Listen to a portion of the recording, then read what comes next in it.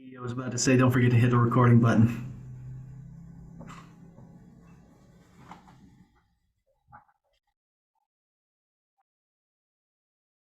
Welcome.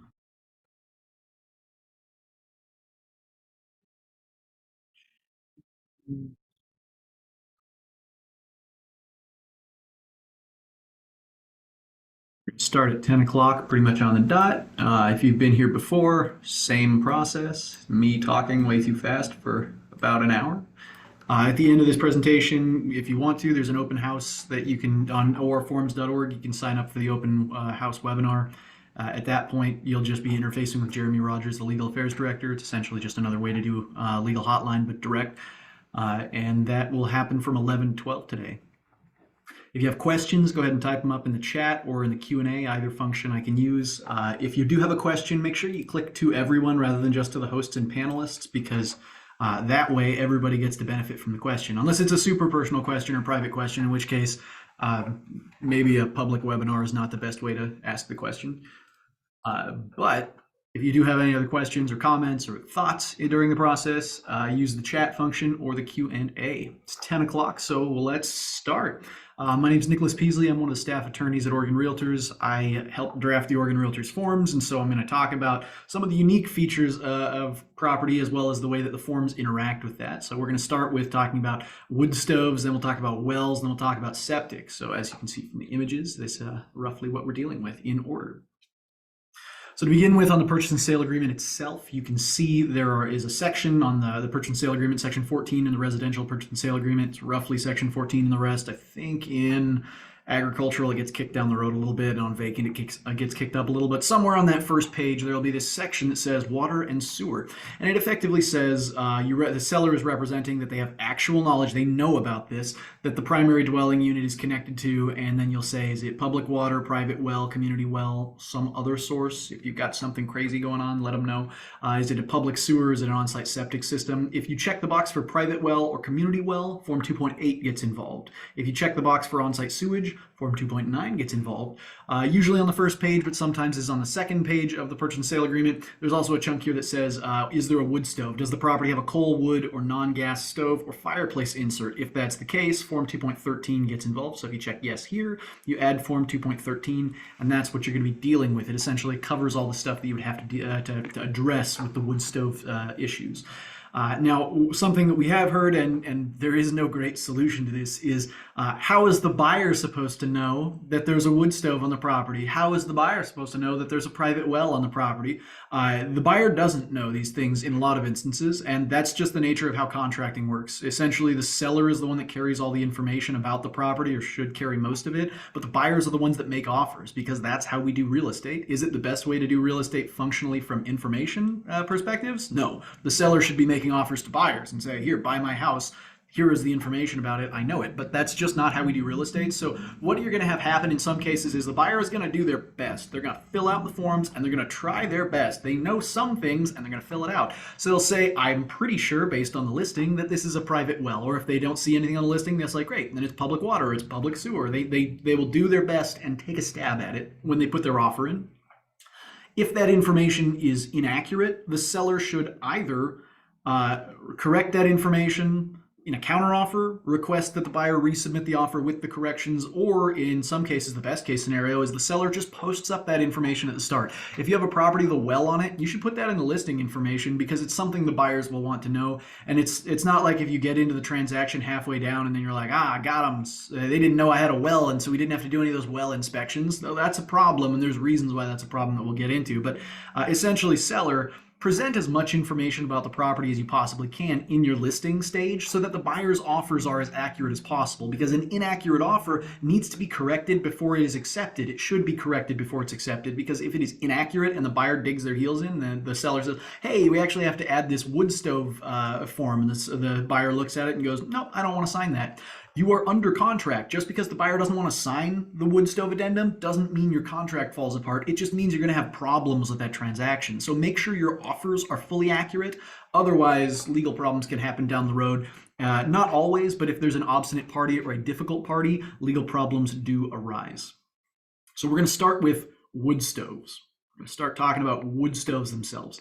Wood stoves are based on the Clean Air Act of 1970. Essentially, there was a whole lot of smog in the 70s that people were truly worried about. There was a kind of an in vogue movement of environmentalism with Silent Spring and a couple other things that began happening, and people started pushing for actually trying to have clean air for the first time in a while.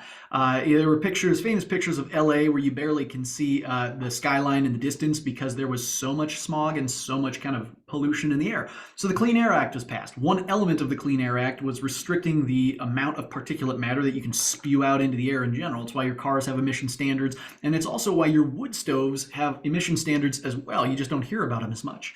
In Oregon, our corollary to the Clean Air Act, kind of our adaptation in addition to it, is ORS 468 A.505, which says essentially if you have a property that you're selling, a residential property that you're selling, and it has a solid fuel burning device other than a cook stove in a residential structure, we'll get into the definitions of those, or on the real property in general, that is sold with the residential structure. So if you have a wood stove that is being sold with the property, that wood stove needs to be destroyed or removed unless you can prove that it was certified by the EPA or DEQ.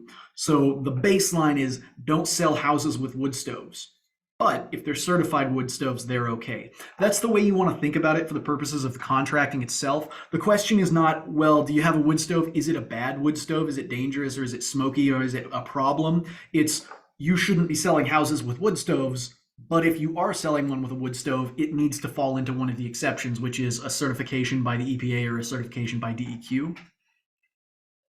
Oregon law largely states that there are restrictions on sales of solid fuel burning devices that lack proper certification. We define solid fuel burning device in the Oregon code itself. This is ORS 468A.485. Solid fuel burning devices are devices that burn wood, coal, or other non-gas or non-liquid fuels for aesthetic, space heating, or water heating purposes in private residence, a residential structure, or a commercial establishment, and that have a heat output of less than 1 million BTUs per hour. So very distinct standard for what a wood stove is or a solid fuel burning device is. There are some things that are exceptions. If you have something that is not a wood burning stove, not a solid fuel burning device, you don't actually have to remove it. There are some special scenarios. These are, for example, masonry fireplaces that are built into the home site. If it's like a built-in fireplace, you don't need to remove it. A fireplace insert is different. It's not built in, it's added. So those ones actually have the restrictions applied to them as wood stoves. But if it's just a masonry fireplace that's been bricked into place, that's not something that has to be destroyed. It's just part of the house. If you've got an antique wood stove, this one's an odd category, but basically the legislature said we don't want to cause undue damage, economic harm to someone that has this like ancient antique wood stove that's been in their family for generations and generations in a log cabin. Was, you know, great granddad was raised cooking his corn on top of this wood stove or whatever it ends up being. They didn't want to put that in the law, so there's an exception. If the wood stove was built before 1940 and is a ornate wood stove that is was at the time it was built, its market value was much higher than the average wood stove. So if you got one of those fancy ones that was in a fancy house back in the 1930s, you don't have to destroy it. If you got a pellet stove that meets minimum emission standards, you don't need to worry about that. Pellet stove emission standards, we're not going to talk about. That's a whole different thing, but they exist. Masonry heaters that meet the minimum emission standards, those are okay. Masonry heaters, we're not going to talk about either, but there are emission standards for those as well. Central or wood-fired furnaces that are indoor, inducted, or thermostatically controlled, you don't have to worry about those. So if you've got a central fire furnace for like an apartment complex, this is more the kind of thing you'd see in the New York area probably, or in like maybe in Portland, but you don't see that many wood-fired furnaces anymore in these days. You mostly have seen people switch over to things like electric or natural gas. But if you still have one of those ones that's like in the bottom, the basement of the apartment complex that somebody has to toss a couple logs of wood into every hour or two, that is outside this definition. And lastly, solid fuel burning devices that are identified by the rule, other solid fuel burning devices that are identified by rules adopted by the commission. So there are various things that the commission can say, we don't count that, but this is the main list. If your stove is one of these things, you don't have to destroy it. It's outside the exception. The removal standard is the big thing here. So this is where the entirety of that wood stove form, the wood stove addendum, comes from, is this single law, ORS 468A.505, that says if you're selling a house with a wood stove, you got to get rid of it unless it qualifies. Oregon has its own special little laws as well, but we're going to talk about the EPA one to start. EPA has a specific set of rules that it talks about. This is 40 CFR Part 60, Subpart AAA. This is where it basically says, what do you have to do for that stove? What makes a stove EPA protection certified? This is what the base standards are for the EPA certification. This is something that you don't really have to worry about too much because you're not the one certifying the stove. But the big important part is this subsection 3. There is a permanent label that should be attached to any wood stove that is sold in the United States. If it is sold and it is certified by the EPA, it should have a permanent label affixed to it in some way. That permanent label should be readily visible. It should be obvious and easy to find. If it's not obvious or easy to find, there's a process, we'll talk about it. But in essence, if you've got a wood stove, there should be a label that says this is EPA certified attached to it somewhere. Now, every once, for example, some wood stoves, they have a little wire piece that puts a metal placard attached to the leg of one of the wood stoves. That little metal placard is the certification. It's not just like a user manual it's attached to the stove. It's the way that you have your EPA certification. Now, sometimes buyers or sellers in general will say, I don't want this stupid little metal thing attached to it. So they take a pair of tin snips to it and they cut it off. That's a problem, but it doesn't mean the stove is not certified. The reason for that is the certification is done on a design basis. It's a blueprint basis certification. So if you have a wood stove, the whole blueprint is certified as efficient or inefficient, not the specific individual stove. It's not like the EPA has some guy that looks at every stove that gets built and says, yep, that's good. They have a single certain, the Quadraflame 4000 or something like that. They will have one person look at the blueprint design and they'll check out one of those devices and see the emission standards on that. And if that model version of it works, if the blueprint version works, then all of them are certified. So if you've got a buyer or a seller who have, or I guess a seller in most cases, a seller who has clipped the little tag off of your wood stove, you can still find the certification. You can go to the manufacturer, you can go to the person that literally designed it, Quadraflame or Home and Hearth or whatever it ends up being, and call them up and say, is this kind of wood stove certified? And they'll be able to tell you if that design is certified or not. The manufacturer will know. And so that a manufacturer's statement is generally sufficient as proof that you have a certified wood stove as well, if you've got a seller who, ill-advised, cut the little tag off. This is part of the actual wood stove addendum that we have. Standards for solid fuel burning devices. The designs for a solid fuel burning device will be certified by the EPA if they meet emission standards for each individual solid fuel burning device. It should have an indivisible attached certification label. If it doesn't have that certification, that's a problem. But you can still find that by consulting the manufacturer, as we just said, or you can check on Burnwise. This is an EPA website. If you go to Burnwise, there's actually a wood stove database that you can put in your various device. So for example, Quadrafire, you can set up the BTU range. In general, it's supposed to be you can say what the BTU range is if you really want to narrow the search, but then it'll pull up results for the various kinds of stoves that have been created by that search term. So in this case, I looked up Quadrafire. There are 2 Quadrafire flames that are built by Home and Hearth Technologies. If you need to contact the manufacturer, that's who you contact. The most important part, though, is it'll tell you if it's compliant. Now, this is 2020 level compliance. There have been updates. So the original laws were in the 70s. And then there was a compliance update in the 80s. Like 1988 is when the real certification of these wood stoves happened. This is where the certification numbers come from, is the 1988 standards.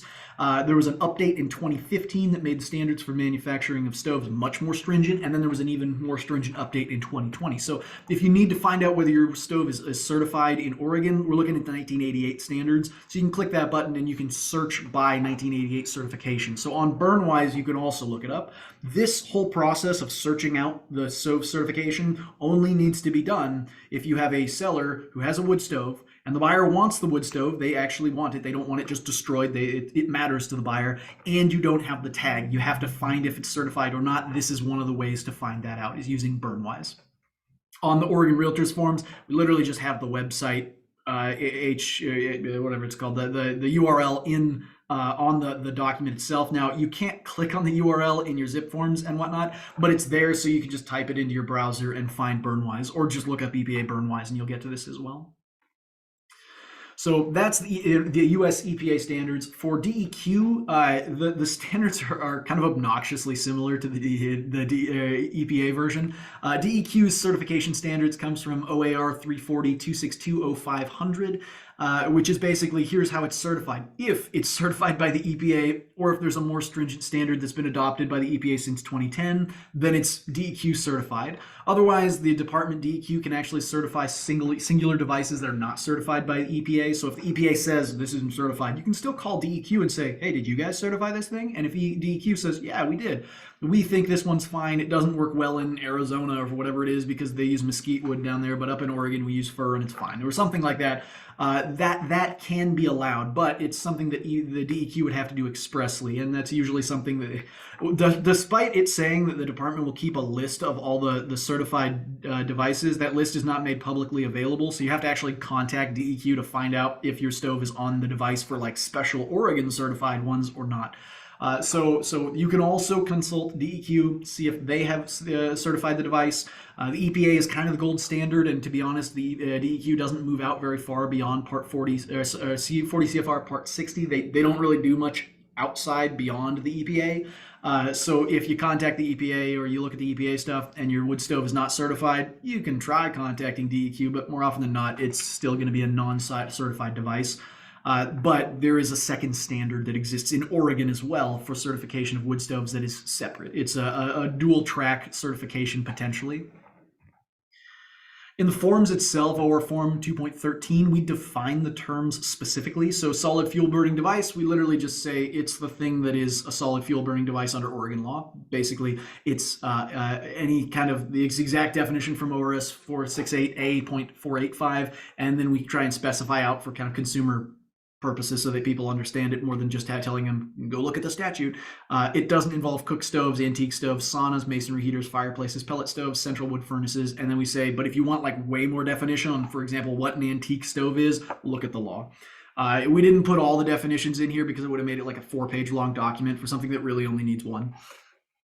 For inefficient devices, this is the term that we've created for the purposes of OR Form 2.13, which basically says if it's a device that's not certified, it's inefficient. That's the definition. It's not an efficient burning tool, which means it's not certified. If you have an inefficient device, that's something that needs to be destroyed. So an inefficient device is a solid fuel burning device, which is all this stuff we said earlier, but one that has not been certified for sale by the EPA, hasn't been certified by DEQ, or has an EPA certification from before 1988. They technically exist. There are a couple that were certified before 88, but not many. And those are all generally seen as insufficient for the purposes of Oregon law. So you need a certification that exists from after 88 when the actual Clean Air Act stringent wood burning stove laws were applied. Devices that were both certified and installed before May 2020, 2020 will not be considered inefficient devices. So if you have a device that was certified in 2013, and then if it was installed today, it would be absolutely not certified because 2020 had more stringent standards. It's okay. You don't have to worry about that. When we talk about inefficient devices, we're not saying it just meets the EPA standards at present. We're saying it meets the EPA standards when it was installed, as long as it was certified after 88. And then residential structure is defined. The reason why we need to point out residential structure is sometimes you have a situation where somebody goes, well, I have a wood stove in the house, and then there's a garage, an attached garage or detached garage that also has its own little wood stove in it, but that's not the residence. So I don't need to destroy that little wood stove in the garage, right? No. Definition of residential structure under Oregon law, ORS 701-005-15, basically says it's the site-built home. It's a dwelling unit that has one or more dwelling units and is 4 or fewer stories above grade, so not a huge apartment complex. A condo or separate property interest dwelling that is part of a larger structure. A modular home, a manufactured dwelling, a floating home. Even though it's not necessarily residential structure because it's technically personal property, floating homes are still residential structures under the wood stove laws. And then this is the important one, appurtenances to the home, structure, or unit, or dwelling, which means stuff attached to it. If you've got a detached garage, that is an appurtenance on the property in most cases. And so in these instances where they were like, well, I have a wood stove elsewhere on the property, I don't have to get rid of that, right? Wrong. The law essentially says you're looking at the property as a whole. Does the property as a whole have a wood stove? If that's the case, then is it inefficient? If it's inefficient, get rid of it. If the device is inefficient, you're supposed to destroy it or remove it. So that's what we say. If it's not certified, it is an inefficient device. The law requires removal of those inefficient devices before the close of the sale on real property. If your inefficient device is not destroyed, then that can be a problem. So an inefficient device that's not destroyed, it doesn't kill the transaction, but it can result in some significant fines, at least $750 in fines if you got multiple wood stoves, or if you've gotten warnings in the past, or if there's a handful of other ways that the fine gets more stringent. So the seller can get in a significant amount of trouble if they have done this before, if they've done this several times and DEQ's got them on their short list.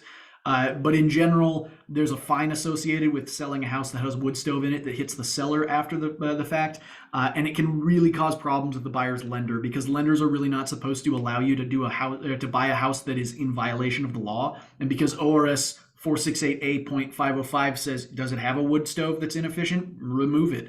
You really aren't supposed to be selling a house that has a wood stove in it, because that is a direct violation of Oregon law, and the lender doesn't really enjoy that much. Now, in this case, the question of how you destroy the wood stove, it's kind of vague, but DEQ does provide a little guidance, which says if you do have one that needs to be destroyed, it needs to be demolished to the extent that it cannot be restored or reused as a heating device. So that doesn't mean, unattach it from the wall and put it in the garage. It means like shatter the thing with a hammer because it can't be used ever again.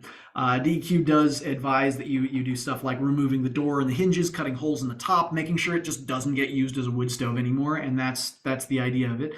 If you do take it to a recycler or a scrap dealer, DEQ advises that you get a receipt from that person so that you can then prove to DEQ that you have disposed of the device. So if you're not going to take out your stress on the stove with a sledgehammer, and you want someone else to destroy it, you need some kind of a proof or a receipt to show that you did destroy that device. In the form itself, this is the Oregon Realtors Form 2.13, you specify whether there's a device on the property. So, is there one or more solid fuel burning devices? These are just wood stoves generally.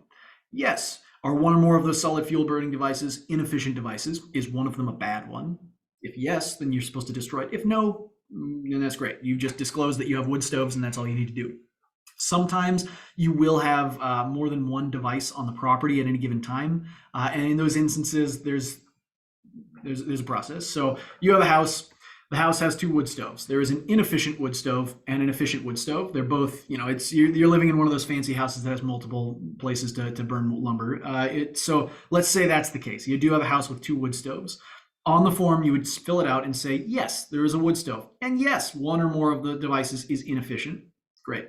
Now that you've disclosed that to the buyer as the seller, you would say, okay, now that we know there's an inefficient device, it needs to be removed. So the removal would then begin. You would have to get rid of that wood stove. If you destroy the wood stove yourself, how do you prove that to DEQ? Photos. The DEQ never defines how you would actually. A question in the chat was, if you destroy the wood stove by yourself, how do you prove it to DEQ? Do you send them pictures? Like, what do you do? There is no technical answer that DEQ ever provides. Photos is usually a pretty good option. In some cases, DEQ might even say, like, drop it off at our front desk if you're in the Salem area, like that kind of thing. That's not super likely. In most cases, DEQ will just kind of accept any kind of a proof that you've destroyed it. I've never heard of anyone having a problem with destroying a wood stove or DEQ saying, well, show us that you really got rid of it. Because in most cases, DEQ is not super concerned about the actual destruction in its own right. They're more they would like the environment to be protected, but in general, they're like, look, if you don't do this, we're going to fine you. And that's just the process. It's so they don't really care so much how you do it, because there is a penalty at the end of the road, and they expect that you're going to be following the rules because you get penalized if you don't.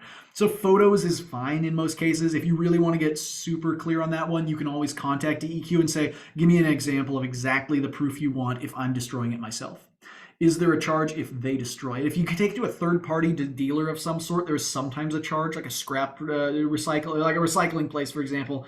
Sometimes you pay to drop off that material. If it's something that's like a heavy metal wood stove or one of those kind of old cast iron ones, you might have a scrap dealer who will literally pay you to take it off your hands, because then they can turn the metal into slag and then turn it into ingot or whatever it ends up being. So it depends who you're talking to when you're trying to destroy the wood stove. In most cases, there is a fee associated with destroying it or recycling or getting rid of it and dumpstering that wood stove. However, some people might pay for the actual metal itself, so it just depends on who you're able to sell it to. And then I see, based on how question 5 is written, should we check yes for a pellet stove? So question 5, one or more solid fuel burning devices. This is actually kind of an interesting one in that I'm going to go back a couple steps. Pellet stoves are not technically solid fuel burning devices. So if you have a pellet stove in general, you would check no. If you have a pellet stove that doesn't meet the performance standards or emission standards, then you would check yes. Now, most pellet stoves are going to meet those emission standards. I don't think pellet stoves really went into vogue until a ways later on in the process. And so you generally, if you've got some kind of a wood stove that deals with pellets, make sure it's certified with its emission standards. But if it is certified on the pellet stove emission standards, which are their own separate thing, you don't have to actually disclose that you have a wood stove on the property. It's not a solid fuel burning device because it's separate from the wood stove addendum. So once you've actually got to that stage where you're dealing with the stove itself, you'll then have the option to choose how you are destroying the stove or who's destroying the stove. Oregon law does permit the parties to choose one person versus the other to destroy it. So in this case, if you said yes, there's an inefficient device, one of the parties is in charge of the destruction. Seller destroys it, buyer destroys it. One of those parties gets to choose. If the buyer is the one destroying it, they have to do the destruction within 30 calendar days after closing. This gets a little funky because the fine from the DEQ gets a little weird when you have a buyer that agreed to destroy it but then failed to.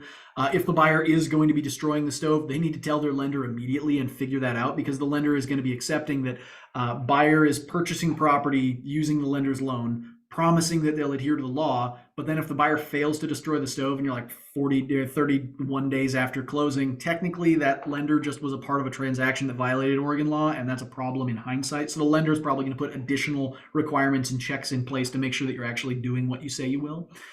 So there's a separate track for lenders. This is allowed under Oregon law. ORS 468A505 allows the buyer to accept the responsibility to remove the stove, and they're supposed to do it within 30 days after closing if that's the case. But really contact your lender. It gets messy fast if it's done wrong. Now, one addition that we put on the Oregon Realtors form that was very express is this chunk here, 6B. If you say yes, there's an inefficient device on the property, seller will repair the damage caused by the removal of the inefficient device before closing. Yes or no? Is the seller repairing the device before the damage caused by the device before closing? Now, why is this the case? Is because we had these situations where you'd have a house with an inefficient wood stove that's just spewing smoke. The seller and the buyer agree seller's going to remove this thing. Seller removes the wood stove, literally just takes it out of the wall and smashes it in the backyard with a hammer or whatever it is. Well, the chimney where that wood stove used to be is now just a hole in the ceiling. And these sellers would then stuff like t-shirts and clothing into the empty wood hole, or like a former chimney hole, and it's technically fine because they removed the stove like they promised to. What you ended up having was buyers who were just irate because they would buy a house, they walk into their new house all excited to have this new home, and they look up and see a literal hole in the ceiling with a t-shirt hanging out of it. That was the seller's solution to the hole that led to the sky. We just put this provision in the form because to try and head that off at the pass. Buyer, you're going to know if the seller's repairing the damage or not. By contrast, if the seller is going to be repairing it, seller, fix the hole. Don't just leave it, a skylight that doesn't have any coverings there. I see a question. If the buyer is paying all cash, no loan, does the wood stove need to be destroyed? Yes.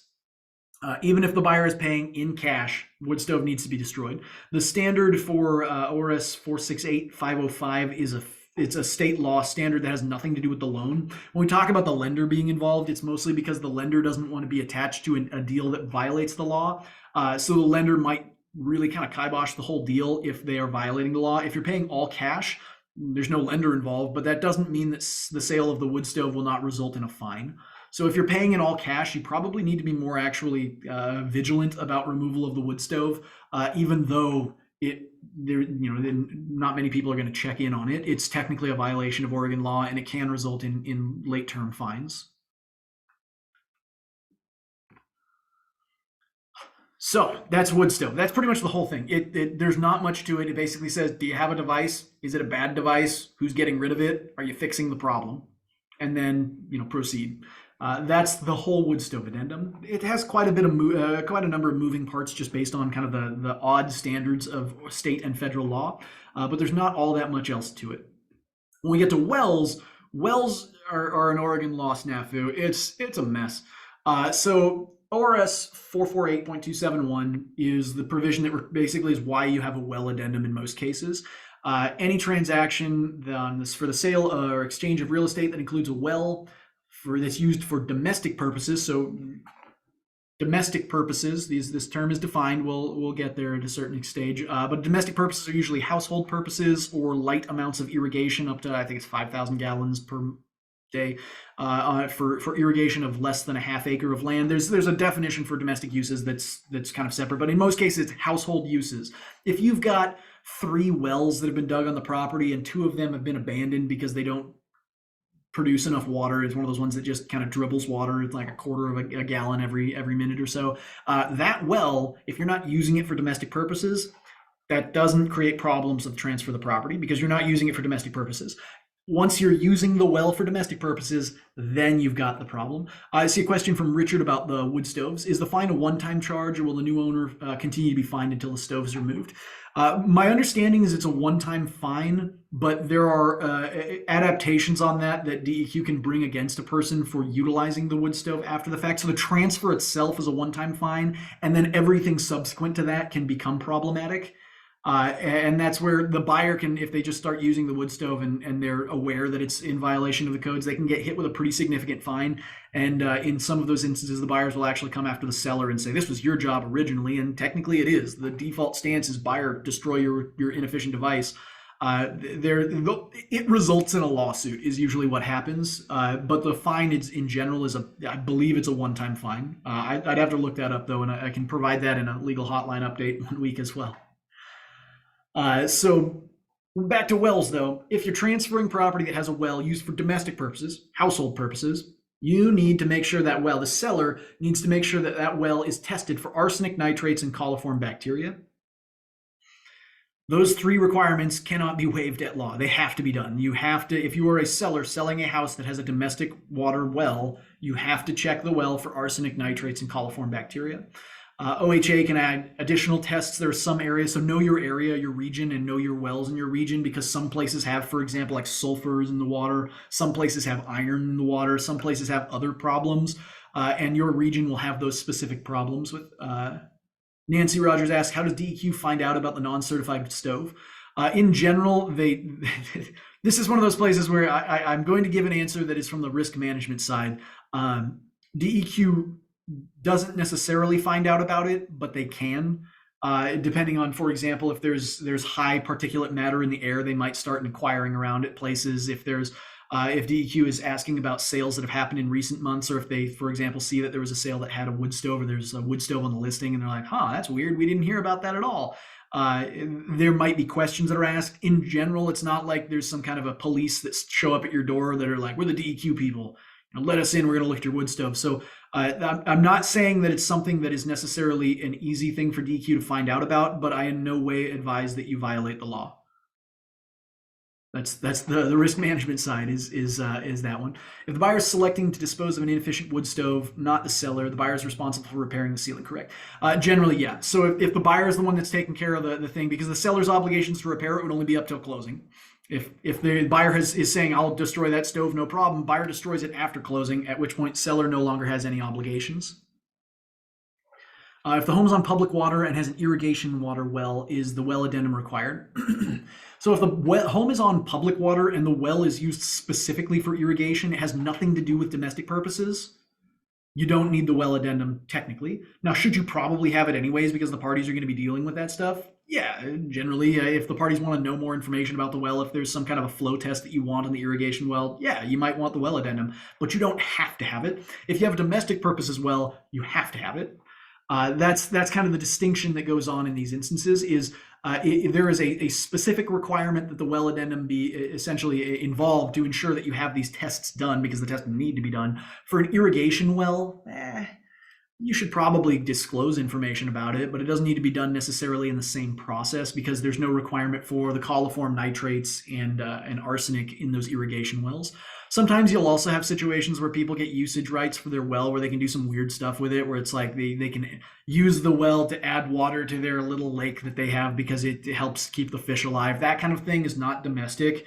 But you just make sure that you are very express about that because sometimes you'll have wells that are both irrigation and domestic. It gets used for multiple things. At that point, that's a domestic well. Even though it has irrigation purposes, if there are domestic uses of the well, you got to do these tests that are required by the Water Resources Department or OHA. So domestic well tests themselves. The well has to be tested. The rules for the well tests comes from OAR 333-061-0325, which basically says there's a bunch of stuff that needs to be done to make sure that the well is tested properly or tested in the correct ways. These well tests also specify how the well test should be done. There are specific people who are certified or authorized to do the well tests. We'll get to that a little more later, but the main one to focus on is domestic well, arsenic nitrate, and coliform. And then know your region. If you've got other uses in your region that are required for the testing, then you got to do those as well. You'll generally know about it in those regions that have well water that's going wrong. It's sort of like the fracking things where the people can light their water on fire when it comes out of their sink. That is something that would need additional testing because it's not part of the original well process. But OHA will usually have some kind of a map where you can call them up and get an explanation of what your region requires for testing. On the well addendum itself, the first chunk of the well addendum is seller representations. Basically, seller says, I will promptly, and we define that term in the contract as soon as possible, but at no point more than 2 business days later, I will provide the buyer with all the well logs, reports, and well records that I have access to. So all of the seller's records about the well. They'll give it to the buyer within 2 days. And then if they've also got, for example, flow tests they've done in the past, well quality things, if they got a shared well agreement, they should also include that. The shared well agreement is very important. We'll kind of cover that on, I believe, the next slide. But they should share all the information they have about the well. Now, if you're a seller selling a house with a well, marshal this information before you even have an offer on your house. You should have this stuff because you're going to need to give it to the buyer anyways. This 2-day prompt thing shouldn't be something where the seller goes, oh my goodness, I can't possibly get this information together in time. You are selling a house with a well. You should have this information in a file somewhere. It shouldn't be on the twilight hour that you're finally searching for this stuff to go, oh my goodness, I have to tell them about the well logs. I forgot about that. Find this information at the start. Make sure your seller has marshaled it and gotten it together because they're going to need to disclose it anyways. And you don't want to have a deal fall through or have a default declared based on simply failure to provide the right forms or the right documents that you were supposed to provide. Seller also represents that that except for the explanation below, the property or anything in their property disclosure statement, the SPDS, to the best of seller's knowledge, the well is fine. It works. It's an adequate supply of water for year-round uses. It's landscaping uses. It's fine. It can do all the stuff we want it to do. And there's no other contaminants or problems. Now, you can specify exceptions to that rule. If, for example, you have a well that only works part of the year, it's only during the wet season do you get water out of this well, specify that information because that's something you don't want to have just show up suddenly and the buyer learns about it and that's then a problem. I see a question there. Capped wells on lots that will need to be tested when connected to dwellings, right? Yes. Yeah. If the capped well is getting connected to the dwelling, you would need that to get tested. If the capped well is just an abandoned well, it's been capped and filled, the top part's filled with cement. There's just a well cap somewhere on the property. That doesn't need to be tested because it's not being. The question at all times for these wells that you test is it being used for domestic purposes? Have I attached it to the dwelling for the usage of domestic purposes? Got to test the well. Seller explain any exceptions to this rule. If it does not provide year-round water, say so. If there's some problem with the output periodically, you're like, wow, it's weird. Whenever we have a drought in this area, I don't get any water out of the well. Tell the buyer about those things because that's something that should be disclosed. It's usually material. If a buyer is expecting to be able to drink their water out of their faucet anytime they want to for the entire year, and it just happens during the month of August you don't have water, that's material. It's super material, and it's something that you don't want to forget to tell somebody about because that can result in some pretty significant lawsuits at the end of the day. Let's see where else. Compliance with local, state, and federal laws and regulations, and no material defects or usage restrictions other than you can state. So if there is, for example, like a coliform problem that you know about, you can tell them.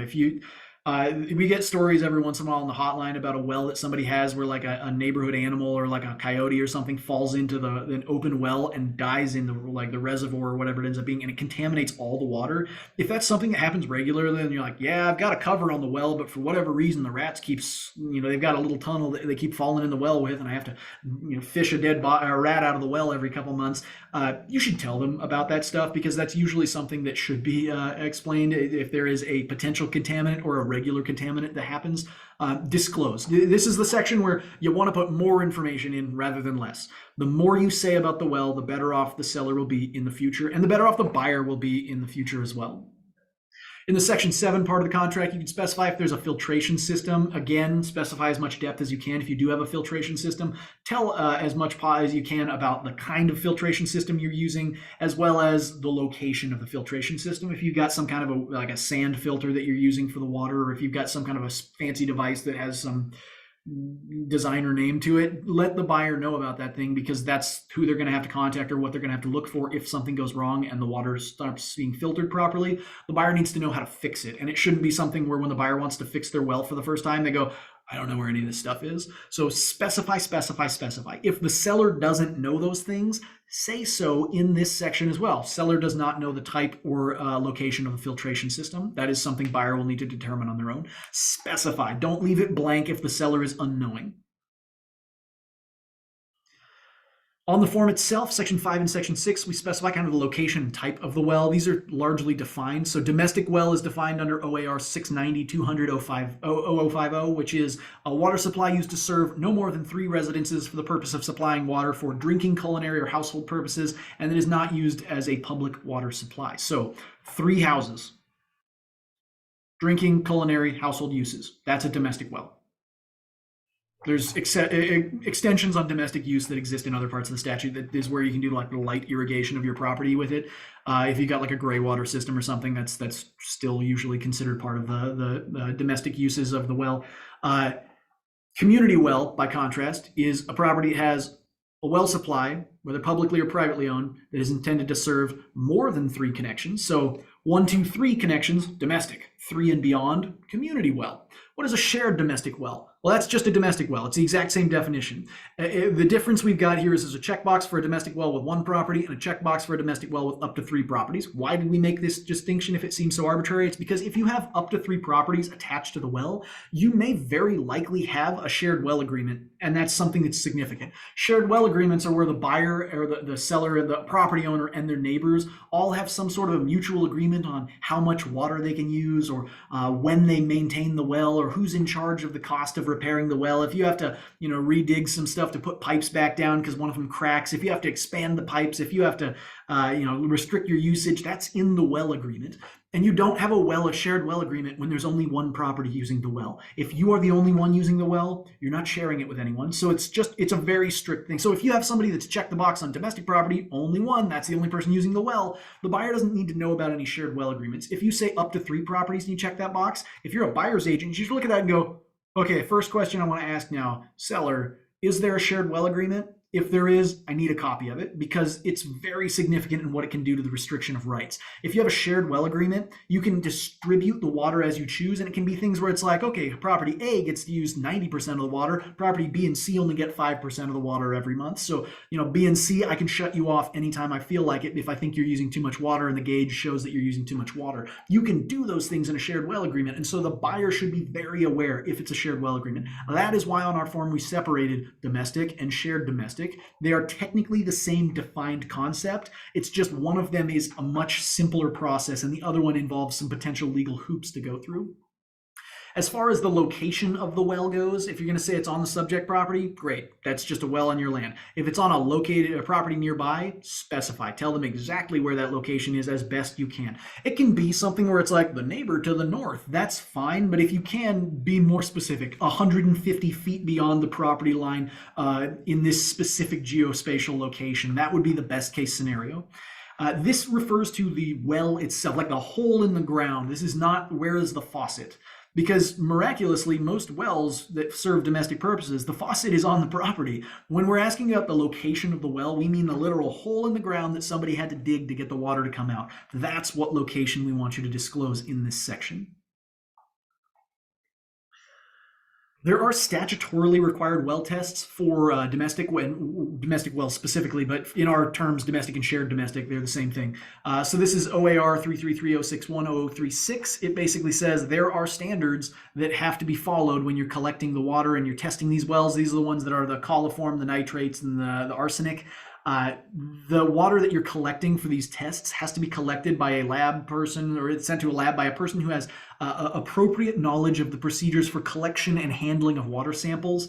There are very specific water sampling standards. If you're just like filling a cup up with water and then sending it to the lab, it's probably contaminated. They're going to look at it under a microscope and be like, huh, that's so weird. They use like Tide Pods in their well. That's not what it's about. So the water handling needs to be very sterile, very intentional, and you have to run the well for a handful of minutes before you even pull water out of it. That process needs to be done by an accredited person. If you do it otherwise, you might have a contaminated result, and it could be something that it causes problems. It's usually just delays. It doesn't torpedo a deal, but it causes problems when the well tester says, yeah, we got to do this over. It was a contaminated sample. So make sure you have proper well handling people that are doing water handling people that do these collections. Usually this is a sanitician, a certified water system operator, a well driller, or a pump installer, or potentially a lab technician. There are people who can do this. Once the seller or the seller's designee gets the report, the seller needs to send it to OHA. These well log reports, this coliform, arsenic, and nitrate, you can't waive this requirement. It's one of the ones that has to be done. And the reason why it has to be done is even if the buyer doesn't care about the test at all, they say, I'm not going to terminate based on the well. I drink only soda, so I don't care about the well at all. OHA still needs to get these results. So if you're doing coliform nitrate and arsenic tests, send it to OHA. It's the seller's obligation. If the parties do intend to do some sort of an extra test on community wells, there's a separate process for that. So water quality tests on a community well, usually it's not as easy as simply testing a domestic well where you can just have somebody look at it, because a community well has like an operator, or sometimes it's a giant agreement between 15, 20 people that are all using the same well water. And usually that operating system, or the well operator who runs the community well, will do these tests. They have to on, I believe, an annual basis, and they should have the tests. If you want to do other tests or beyond that, that has to be coordinated with the community well operator.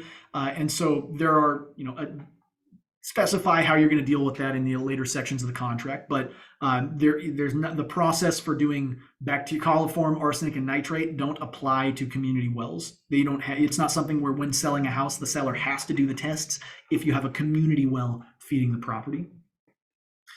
On the form itself, this is a section 9 that we referenced in that previous section for those other tests. You can specify additional tests as needed or as desired. So let's say the buyer wants you to do a water quality test of some sort. I want you to check for sulfides in the water, or whatever, the microplastics. I don't know what they're searching for these days or what we're worried about, but you can set what tests you're doing, and you can do it at buyer's or seller's expense. And you can check the location for where you're testing it, either a faucet, a wellhead. If you've got multiple faucets, for example, one that's in the kitchen, one that's in, that just goes straight out to the yard. Most faucets that you have, like domestic drinking kitchen faucets, also have like a small filtering process to it as well. So you might get a less contaminated result at the main faucet, which is where you're going to be drinking the water. If that's fine to the buyer, that's great. Otherwise, you might want a more direct faucet, one of those like outdoor line faucets. And then you can specify what water tests you're doing. Be as specific as possible with these ones if you're doing extra testing. Lastly, the buyer or the seller can also do a well flow test, and you can set the number of hours that you can set to do that for. The buyer should absolutely talk to their lender if they have to do a well flow test. There's usually a requirement that it be done for, I believe, 4 hours on a well test for most lenders. There are well flow testers these days who are like, I can get that done in 30 minutes. Just wait, I'll get you a flow test in 30 minutes. That might not work for the lender, so make sure you consult your lender to know what kind of flow test you need to do, because your well inspector might encourage you to do something your lender didn't want you to do. And in that case, the lender is going to reign supreme. It doesn't matter what the well inspector says. What the lender tells you is usually what's going to rule the contract. And the last chunk of the well addendum, kind of the important chunks, is what happens if the well test goes wrong.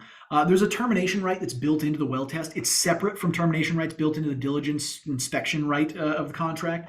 In essence, when you're doing your well test, if the well records, the identity tests are unacceptable to the buyer for whatever reason, buyer is supposed to notify seller. They're supposed to say, hey, I got the tests back. I don't like it. It scares me. Your well doesn't produce enough water all year round. For example, you 3 months of the year you get no water. I thought I was getting a house with all the water when I put this offer down. That concerns me. I don't. I want to terminate the contract. You can do those things as a buyer. Once the buyer gives this notice, the parties will have 3 days to do one of two things, or however many. You can set your number for, if you want 5 days, go for it. Well period. You'll have a period of time, the well period, to do one of two things. Either to just straight up terminate the contract. The buyer can just say, you know what, I don't accept the well thing. Here's my termination notice. I'm done. And that's fine. The buyer's allowed to do that. Earnest money goes back to the buyer. They can just say the well tests were unacceptable. That's why I want out. Or you have your set number of days to negotiate and try and figure it out. So, essentially the seller just needs to accept that if the buyer comes back and says this log is unacceptable, we're going to take the next 3 days. We're going to try and figure it out. Let's try and figure it out. That's great. The parties can try and figure it out. But at the end of this time frame, at the end of the well period, if nothing has been hashed out, if the parties haven't terminated, we just assume that the buyer is okay with it. They're fine with it. So if you're a buyer that says this well is truly important to me, so much so that it's what the contract turns on, they're like, I will either not use this, or I'll terminate the transaction if I don't get this well thing figured out. If you're negotiating, terminate before the end of that well period. Make sure on the last day you've got this thing teed up and ready to go if a negotiation is not successful, and you can just send it along and be like, we're done. The contract is not working. The buyer is assumed to accept the deal without any ability to terminate. They're just taking it as is if they don't terminate within this period of time. So buyer, once you say, I don't like the well, you have a limited window to cut the contract. See a question. So on a community well, dozen or more homes, is the seller obligated to do the OR well water quality test? You're not obligated to do the Oregon well water quality test, but you are generally obligated to provide any documents you have access to or that the seller has. So if it's a community well that has some sort of a community operator, then in that case, the seller's first thing should be contacting the community operator and saying, hey, can I get some of the previous tests that we had on these wells? They're done annually in community wells. I believe it's annually. It might be more than that, but I'm pretty sure it's annual. They just contact them, say, I need all these forms because I'm doing a contract termination or a contract, and it might require that information. With that said, you're not required to do the well quality tests if you have a community well. This little graphic was way cooler when I put it down. There was a little toxic waste barrel, but that has since moved, and that's just because PowerPoint does things irritatingly sometimes. So this is one of the last sections of the well addendum that we get to point out. The buyer acknowledgement. When the buyer is purchasing the well or a property of the well, they understand that any seller representation is simply a point in time designation. It's the seller saying, as of today, here's what I know about the well. Anything can change very quickly in a well. If a rat for a mole digs into the side of the well and falls in and dies, now you've got a well problem that the seller didn't necessarily know about. So when the seller makes representations, it's just at that moment. That's all the buyer gets. Future happenings, future events can dramatically change how the well works. If there's a light earthquake, it could suddenly mean that the well has literally no water. And that's just something the buyer has to acknowledge and accept as part of kind of the cost of doing business on property that has a well, because it can change fast. There is also an obligation for the buyer or the buyer's representative to register the well with the Water Resources Department well ID system. So we've set this up in the contract for domestic or shared domestic wells. If the well is not registered at closing, the buyer or the buyer's representative, the buyer's agent, should register this with the Water Resources Department. This should be done no later than 30 calendar days after closing. Technically, this is required under Oregon law, ORS 537.789. There is no enforcement mechanism, so if you don't register it, it's not like Water Resources is going to come after you and break a finger or something. But Water Resources is trying to put a enforcement mechanism onto this law. So they're trying to make it enforceable. They just haven't done it yet. As a result, we would just encourage you to follow the law and get ready to use this process, because it might be something that's enforceable into the future. Now, why do we set it up as buyer and buyer's rep? Because this is the guidance that we got from Water Resources Department. The rule simply states the landowner must apply. This can be the seller, buyer, or the representative of either. You can set it up so that the seller is the one that's doing this registration, but in most cases, because the registration has to happen after closing, the buyer is in the best position to be the one doing that registration. It's a relatively straightforward process.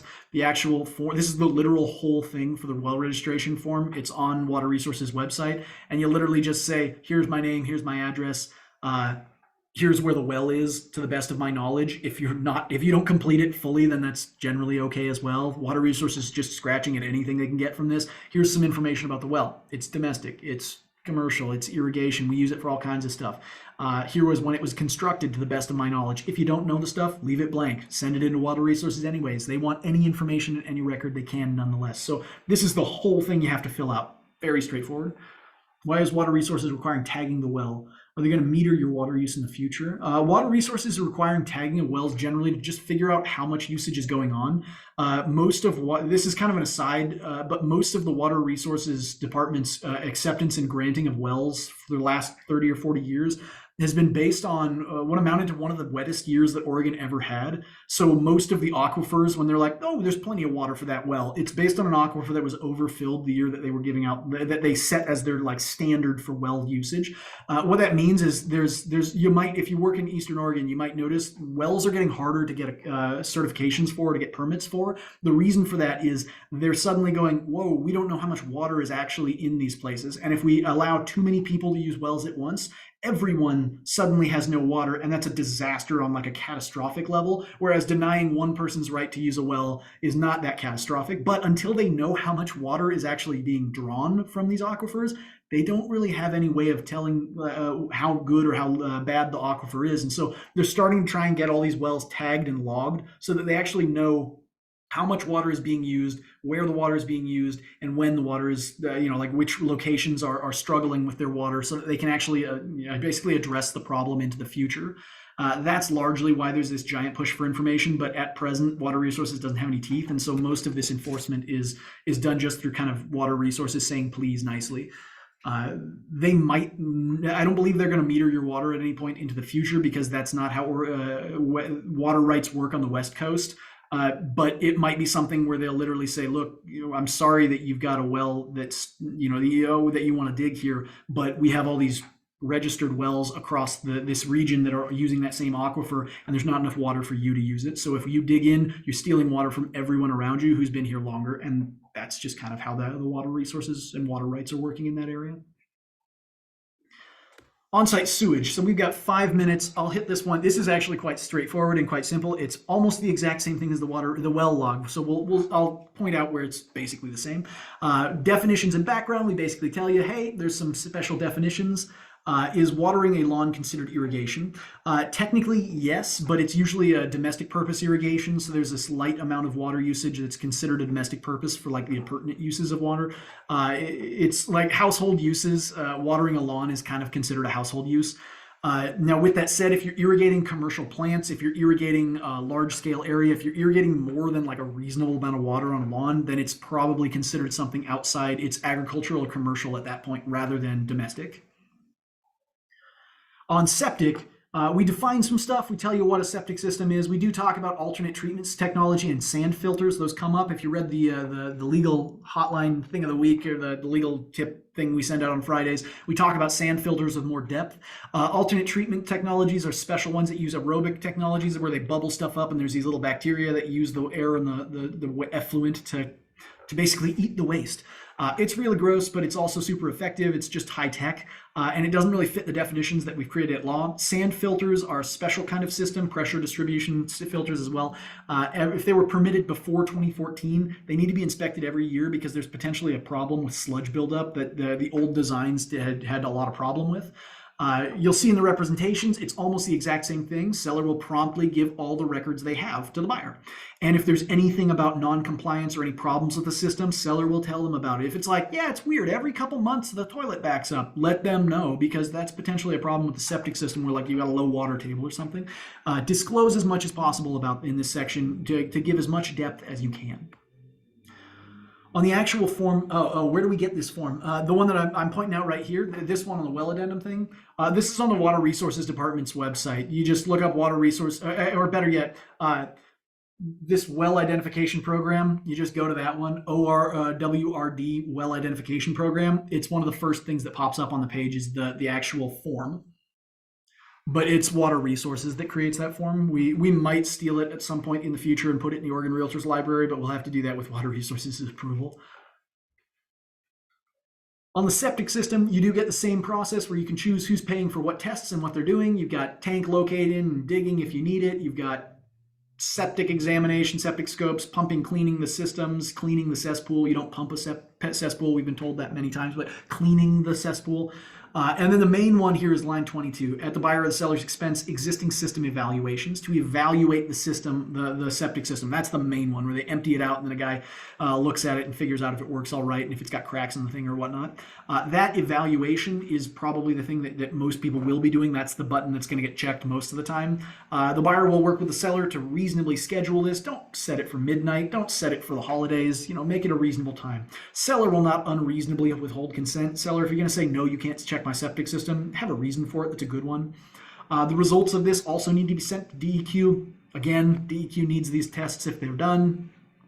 You should probably do a septic test if you're going to be doing purchasing a house that has septic on it. And then seller will help the evaluator wherever possible. On this itself, it's almost the exact same idea as the well addendum, which is if you find something in the evaluation that's bad, tell them. When you tell them, you trigger a time frame, 3 days, however many you choose as your septic evaluation period. During that time frame, the buyer can either terminate or the parties can try and figure it out. If the parties don't figure it out, buyer, you've accepted it as is. If you don't want to accept it as is, terminate before the end of the sewage evaluation period. Once you get to the end of that septic evaluation system period, you no longer have termination rights as a buyer. So tee up your termination if it looks like negotiations are going poorly. On the septic system addendum as well, there is a system that talks about the buyer acknowledges that these are, it's a point in time disclosure, same way as that toxic barrel image that was supposed to be really cool, but PowerPoint ate it. And that all past performance of the septic system is simply information. It's not proof of future performance. With that said, also buyers should look up the all septic information on the SPDS, and you should review the DEQ's Be Septic Smart brochure. You can find this at DEQ's website. It's essentially just a thing that says like, there's all kinds of stuff about septic, and it gives you general information about septic. It's largely designed for first-time buyers that have never had to deal with a septic system before and don't know kind of what that entails, the maintenance requirements, the possible problems that could arise. So DEQ Be Septic Smart, just go on the website. The brochure is right there. Again, we didn't want to steal the brochure and put it on the Oregon Realtors form thing without permission. So maybe in the future it'll be a form like 10.6 or something like that. But for now, it's not in our library because it belongs to DEQ. Beyond that, you also need to understand as a buyer, there are certain septic systems that may require additional maintenance as well as annual review if they have service contracts. This is particularly for sand filters. Because if the sand gets all gummed up, then your septic system goes backwards real fast, and that's a problem. And that is the septic system one, despite being kind of the grosser of the set, is straightforward. And once you've got the well addendum understood, the septic is just a repeat of it with less complicated moving parts. That's the whole of the training at this point. There are other unique principles of property that can show up and that might have trainings in the future. We'll cover those as we get to them, like party walls and things like that. But for now, that was our training on wood stoves, wells, and septic systems. I'll stay on for as long as people need to answer questions. If you've got them, go ahead and put them in the chat or the Q&A, and I'll do my best to answer them. But otherwise, everybody have a wonderful day and a wonderful weekend. And if you want to, you can hop into the open house and listen to Jeremy Rogers talk about all kinds of stuff oriented or related to forms and or law.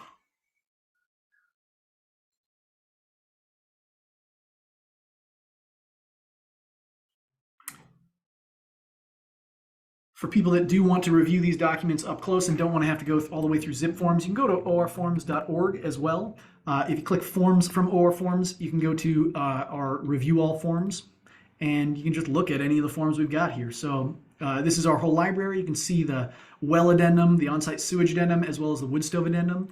We also have, and this is one of our super fun things, in the training section, we have a guided forms library where you can look at various forms. So for example, the well addendum. If you're curious about these provisions and you want kind of a short version of me talking about it, you can click on any of these and it'll pop open a video where I will give you a short definition of basically just me repeating what the information says with minor explanations on each part, but it's a way of kind of rehashing any of the information. We've got videos for anything that you see in this section that's got that highlighted guided forms video. It is there, and every section on that form has a video associated with it that explains all of the provisions of that form. Can we get the PowerPoint via email? Yes, I will send it out to Katie, and we'll get that out to people.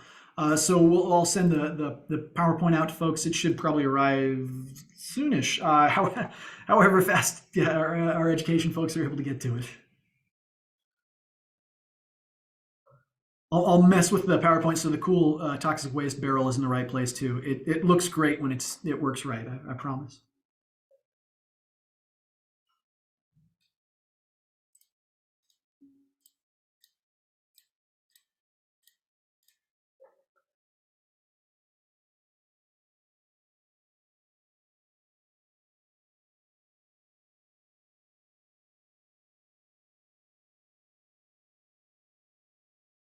Seeing a slowing of the questions or the comments. Have a wonderful weekend, everybody. I release you back to PowerPoint. Yep, I'll send the PowerPoint out to folks. So we'll just have it as anyone that attended. We got your names on a list. That's what Zoom does for us, and we can just send it off to people. So we'll get it out to you. If you were in as an anonymous participant, let us know who you were. Otherwise, we can't get the PowerPoint to you necessarily.